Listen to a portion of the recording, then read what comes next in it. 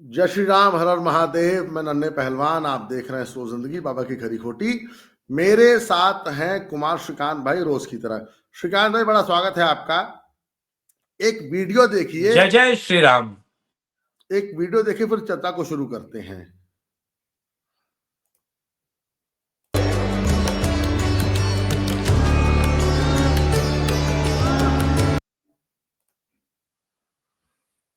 Sir, एक TMC के निष्कासित विधायक हैं हुमायूं कबीर। उन्होंने कहा है कि कहा क्या है, उन्होंने शिलान्यास कर दिया सर, नींव पत्थर रख दिया बाबरी मस्जिद का मुर्शिदाबाद में। और सर, एक संस्था है जिसने हैदराबाद में बाबरी मस्जिद और बाबरी म्यूजियम, उसका नींव पत्थर रख दिया। ममता बनर्जी के ऊपर बहुत दिनों से श्रीकांत भाई एक इल्जाम लगता आ रहा है कि वो मुसलमान परस्त हो गई हैं, पर इधर अपनी इमेज क्लियर कर रही हैं, सॉफ्ट हिंदुइज्म अखिलेश की तरह अप्रोच कर रही हैं। हरियाणा, महाराष्ट्र, दिल्ली और अब बिहार। उसके बाद सर, इंडिया अलायंस के खेमे में एक खलबली मची हुई है। राहुल गांधी मस्त हैं, फौरन चले गए हैं न्यू ईयर और क्रिसमस मनाने, पर 4 महीने बाद बंगाल में चुनाव है सर, 5 महीने बाद। ममता की रातों की नींद, दिन का चैन खो चुका है। हुमायूं कबीर ने कहा है कि 135 सीट पर चुनाव लड़ूंगा, 90 सीट मुस्लिम बहुल है। उधर ओवैसी खुद ही इनकी लंका लगा रहा है। श्रीकांत भाई, सब कुछ के बाद हुमायूं कबीर, एक मैंने आज फोटो और वीडियो देखी, वो वीडियो भी आप लोग को आगे मैं दिखाऊंगा कि कैसे गोल्ड टोपी मुसलमान अपने सिर पे ईंट रख रहा है। प्रतीकात्मक नहीं है सर, ये राम मंदिर की तरह, उसके तर्ज पे, राम मंदिर के तर्ज पे सर ये आंदोलन हो रहा है। अगर हमने राम मंदिर बनाया तो अब वो बाबरी बनाएंगे। श्रीकांत भाई, over to you now.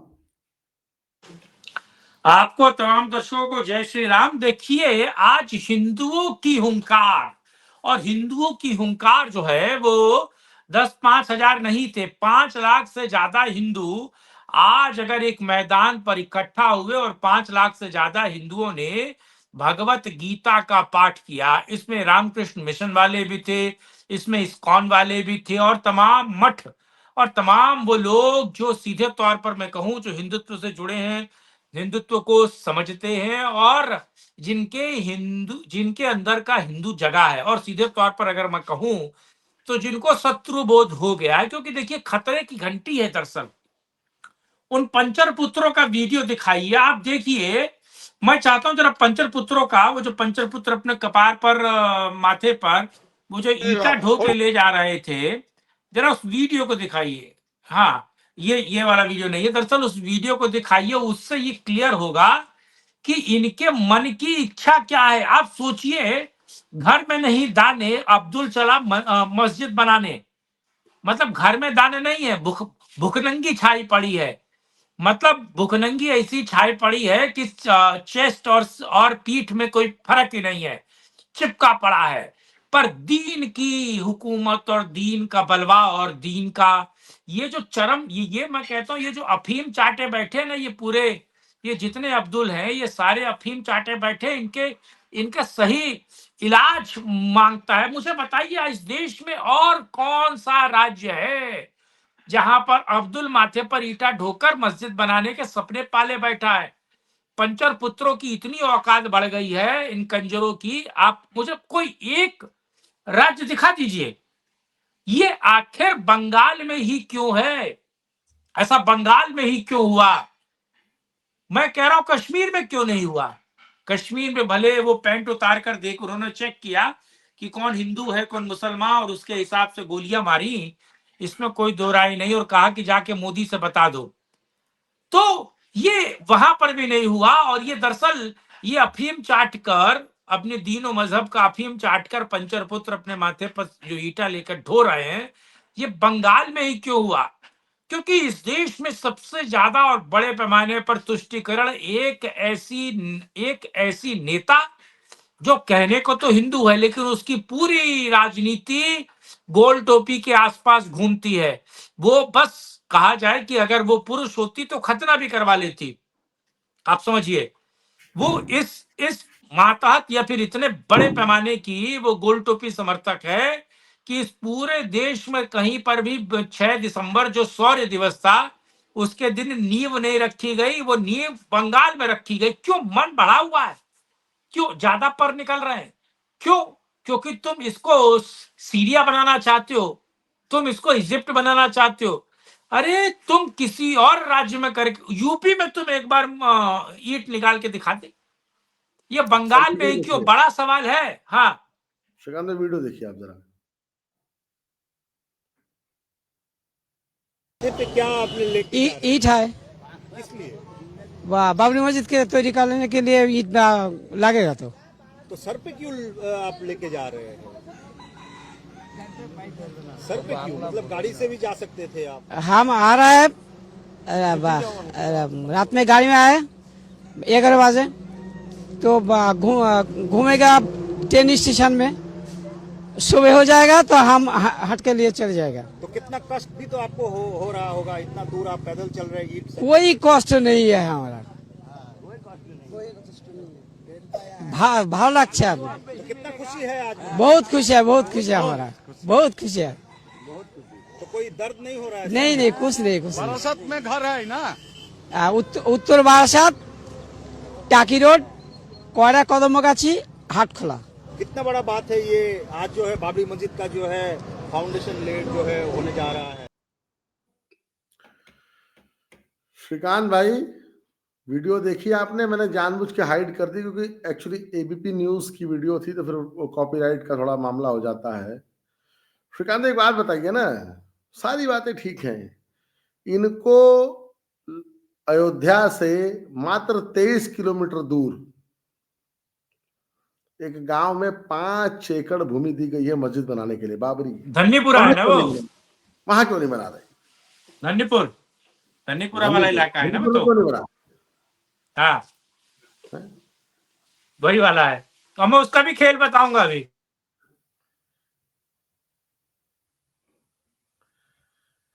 Sir एक बात बताऊं, धन्नीपुर में मस्जिद बना लेंगे अलग बात है सर। ये जो 6 दिसंबर का नाम का एक नासूर है ना सर, एक ये फोड़ा है जो लगातार सर पस की तरफ बह रहा है सर। कभी मुसलमान और इस्लाम 6 दिसंबर को भूल नहीं पाएगा, इंडियन सब कॉन्टिनेंट पे तो नहीं भूल पाएगा सर। दिक्कत पता है क्या है श्रीकांत भाई? जी जी जी जी धन्नीपुर में मस्जिद बना लेंगे ना, पर उस मस्जिद पे वो चढ़ावा और वो फुट फॉलोइंग वो कभी आएगी नहीं सर। वो फुटफॉल नहीं आएगा जो राम मंदिर अयोध्या में आ रहा है सर। मुर्शिदाबाद पता है क्यों चूज किया, हैदराबाद क्यों चूज किया है? क्योंकि वहां कोई राम मंदिर नहीं है। लेकिन सर हैदराबाद में टी राजा सिंह है, वो इतनी गाली देगा, इतनी गाली देगा, इन लोग की ऐसी तैसी कर देगा। फिर बचता क्या है? बंगाल। लेकिन सर बंगाल में एसआईआर ने ममता की रातों की नींद, दिन का चैन, सब कुछ उखाड़ फेंका है। श्रीकांत एक बात बताइए ना, अच्छा आप एक बात बताइए, मान लीजिए मैंने जो देखा, जो मैंने महसूस किया है कि ये जो सिर पे ईंट वाला जो मैंने सिस्टम देखा ना सर, ये तो मुझे कहीं ना कहीं राम मंदिर आंदोलन से जुड़ा लगा।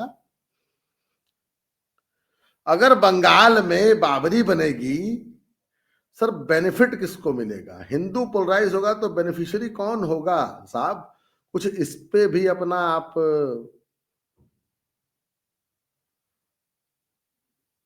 चलिए पहले धन्नीपुरे की बात कर देता हूं। दरअसल जब ये मामला आने वाला था तो आपको पता है कि सुप्रीम कोर्ट का ये ऑर्डर था कि अयोध्या के ही आपको आसपास देनी है।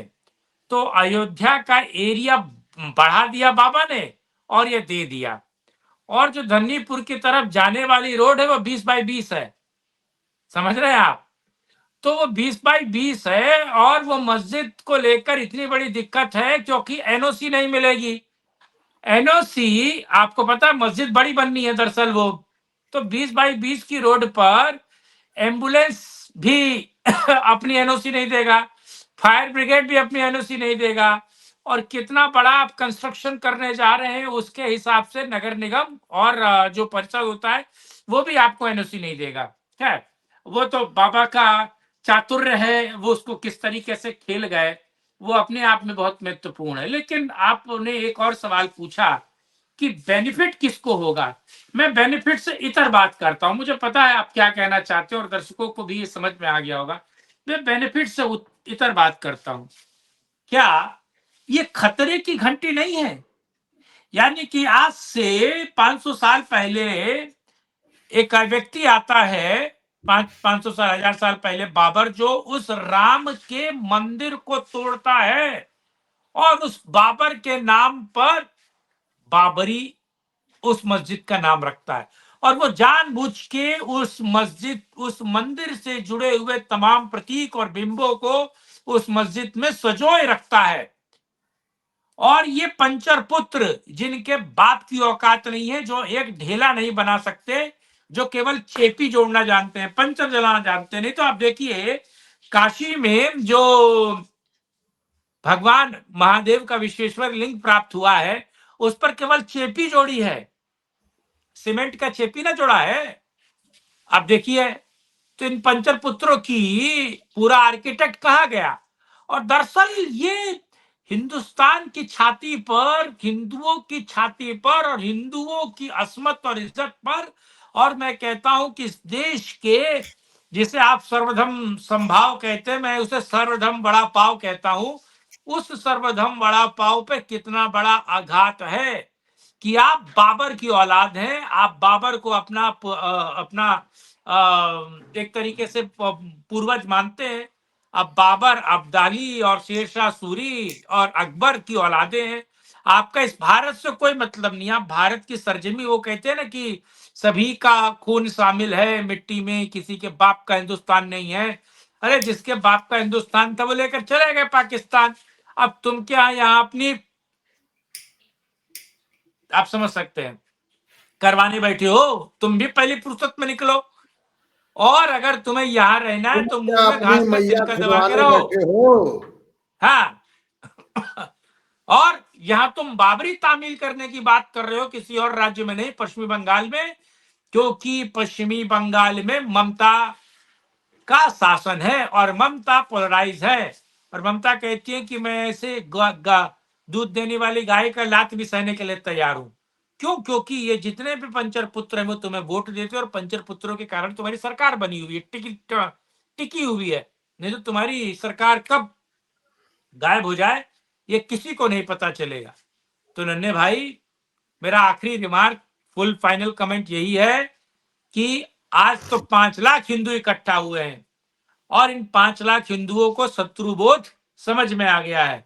अब इसके पीछे कौन है, किसको फायदा मिलेगा, किसको फायदा नहीं मिलेगा, ये मुझे लगता है कि केवल बतकही है, खुरचन है, उस पर मैं नहीं जाऊंगा। लेकिन इन 5 लाख हिंदू जिन्हें शत्रुबोध का ज्ञान हुआ है और जिस जगह वो इकट्ठा हुए, कभी वहां 1.5 और 2 लाख से ज्यादा लोग इकट्ठा नहीं हो पाए।